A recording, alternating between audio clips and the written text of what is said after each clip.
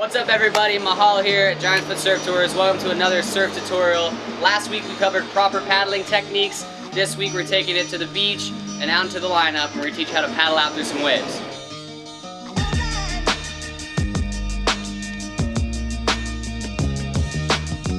First off, it's important to know the break that you're going to surf. So if you're surfing a new spot, always sit down and take a good 5 to 10 minutes watching the waves and other surfers. Look for patterns in the break. Look for where the waves are breaking, and more importantly, where they are not breaking, or at least less frequently. This is where you're going to want to paddle out. Some breaks will have a channel, or a deep area of water where no waves are breaking. Generally speaking, channels are the best places to paddle out. Also keep an eye out for rips and currents and any other hazards that you want to try to avoid. Once you've found a good place to paddle out, either a channel or somewhere where the waves are breaking less frequently, it's time to paddle out. Timing is important, especially at a beach break like this where there isn't really a significant channel.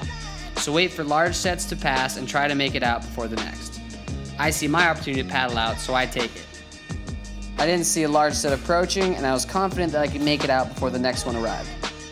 Also, always try and paddle toward the shoulder and away from the breaking part of the wave. This will make it easier to get out if you can make it away from the whitewash, plus you don't get in anyone's way.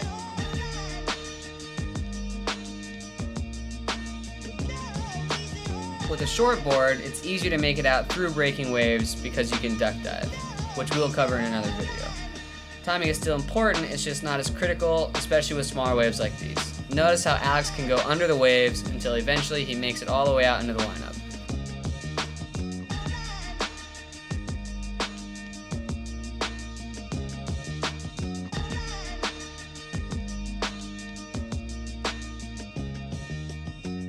As a beginner surfer, you should be riding a longer board, and it's common to have waves break in front of you as you paddle out.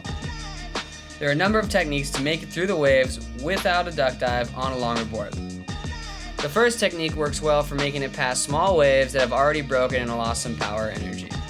Paddle at the wave to gain speed and momentum. When the wave reaches you, straighten your arms, lifting your body away from the board and allowing the wave to pass in between you and your surfboard.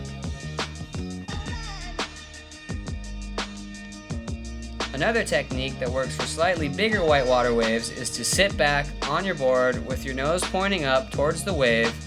When the wave reaches you, put the nose over the wave and lay down on the board like so.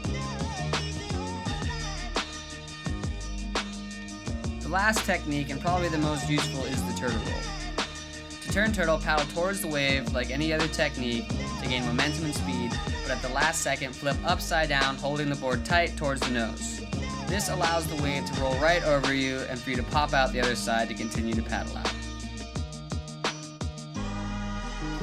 If the wave hasn't broken yet and you think you can make it before it does, paddle with a lot of speed and punch through the lip like this.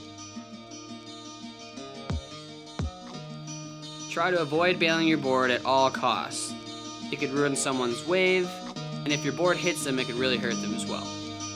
It's a sure-proof way to make enemies out in the lineup. So just like with anything else, practice does make perfect, so get out there, surf as much as possible. Eventually you'll be able to use all these different techniques to get out through the waves.